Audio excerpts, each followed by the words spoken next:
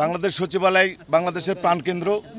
আপনারা সবাই অবগত আছেন যে শত শহীদের রক্তের বিনিময়ে আজকের এই অর্জিত বাংলাদেশের নতুন স্বাধীনতা 2024-এ সচিবালয়ে কতিপয় কিছু কর্মকর্তা কর্মচারী গতকালকে চক্রান্তের মাধ্যমে সচিবালয়ের বিভিন্ন কর্মচারীকে বিভিন্ন প্রলোভন দেখাইয়া ভয়ভীতি প্রদর্শন করিয়ে তারা সচিবালয় 12টার মধ্যে ত্যাগ করতে বলেছে। তারা গুজব ছড়াইছে স্বরাষ্ট্র মন্ত্রণালয়ে আগুন লাগেছে। তারা আবার গুজব এটাও বলছে যে স্বরাষ্ট্র মন্ত্রণালয় থেকে সব আপন প্রত্যেকের যেন নিরাপত্তা নিজ নিজ দায়িত্বে আপনারা সচিবালয় ত্যাগ করবেন। সচিবালয়ের একটা ক্যান্টিন যেখানে আপাময় সমস্ত কর্মচারী এখান থেকে খাবার গ্রহণ করে গতকালকে খোলা ছিল। আজকে ওই রিউমারের কারণে এবং সচিবালয়ে যেন উপস্থিতি কম হয় সেই কারণে তারা আজকে সমস্ত সচিবালয়ের ক্যান্টিনগুলো তারা বন্ধ রাখছে। যেন জনগণ এখানে আওয়ামী লীগের লোক জড়িত, এখানে কিছু কুচক্রী মহল আছে সুবিধাবাদী, তাদের ভিতরে আছে মাহে আলম, খালেক, নজরুল, কামাল, এই সব লোক জড়িত। আমরা এদের কাছ থেকে সচিবালয়ে কোনো বিভ্রান্তিমূলক কোনো কথা যেন না ছড়ায় আমরা অনুরোধ করব সবাইকে, এবং সবাই সচেতন নাগরিক। এখানে প্রত্যেকটা মানুষ সুশিক্ষিত। আপনারা নিজের বিবেক বিবেচনা দিয়ে সচিবালয়ে 9টায় আসছেন, 5টায় অফিস শেষ করে আপনারা যাবেন। সচিবালয়ে কোনো কিছু নাই, কোনো সমস্যা নাই। আমরা অতন্ত্রী প্রহরীর মতো রাস্তায় যেমন পুলিশ নাই, ছাত্ররা ট্রাফিকের দায়িত্ব পালন করছে, আমরা সচিবালয় কর্মচারীরা আমরা সচিবালয় অতন্ত্রী প্রহরী হিসাবে আমাদের কাছে অস্ত্র নাই, কিন্তু আমরা আমাদের মনোবল এবং সৎ ন্যায় নীতি দিয়ে আমরা সচিবালয়ে পহরা দেবো ইনশাল্লাহ। কোনো সচিবালয়ে কোনো ব্যত্যয় ঘটতে দেবো না কোনো কুচক্রী মহলের দ্বারা। রক্তের বিনিময়ে স্বৈরাচারের পতনের পরিপ্রেক্ষিতে আজকে নতুন বাংলাদেশ গড়ে তুলতে চায়, কিন্তু ওই স্বৈরাচারের দোসরেরা আমাদের সেই কাজে বাধা শুরু করেছে। গতকাল থেকে শুরু হয়েছে। তারা গতকাল আমাদের অফিস আদালতে এসে গুজব ছড়াইছে, মানে সচিবালয়ে আগুন লেগেছে, আপনারা বেড়ে যান। অথচ সচিবালয়ে কিছু হয় না। কোনো একজন সচিবকে জিজ্ঞাসা করলাম, তিনি বললেন আমি তো জানি না।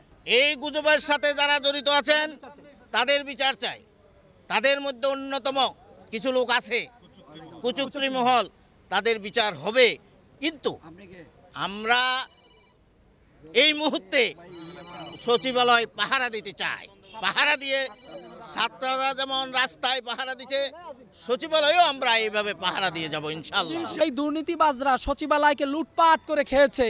আজকে তো আমরা পাহারা দেব, এরা যেন পালাই যাইতে পারেন। আমরা যতদিন আছি আমরা দুর্নীতিমুক্ত সচিবালয় গড়ার জন্য আমরা প্রস্তুত থাকব।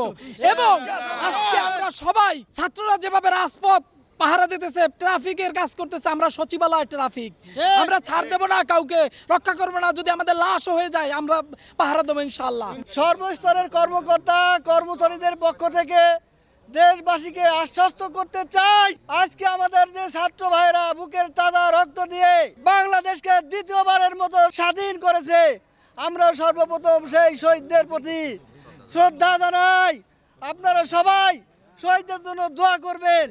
আর যারা এখনো আছে আমাদের ভাইরা বিভিন্ন আইন শৃঙ্খলার দায়িত্ব পালন করছেন, তাদেরকেও আমরা শ্রদ্ধা ভরে স্মরণ করি।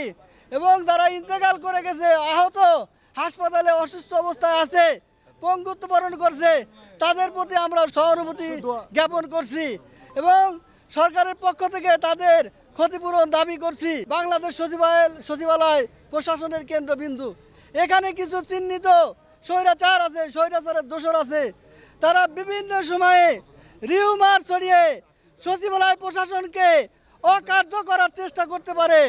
এই অকার্যকর অবস্থা থেকে আমরা সকলে অতন্ত্র প্রহরী নয়, আমরা এটাকে সুরক্ষা দেওয়ার জন্য পাহারা দিব। আপনারা সকলে প্রস্তুত আছেন? আইন শৃঙ্খলা রক্ষাকারী বাহিনী, বাংলাদেশ পুলিশ বাহিনী সকলের প্রতি শ্রদ্ধা। বাংলাদেশ পুলিশের সকলেই কিন্তু অপরাধী নয়, চিহ্নিত কিছু অপরাধী ছাড়া পুলিশ বাহিনীর 90-95 ভাগ লোকই ভালো। অতএব দেশবাসীর প্রতি, সাধারণ জনতার প্রতি, সচিবালয় কর্মকর্তা কর্মচারীদের প্রতি আমার আহ্বান, কেউ নিরীহ কোনো পুলিশ ভাইদেরকে আক্রমণ করবেন না, তাদেরকে দায়িত্ব পালনে সহযোগিতা করবেন।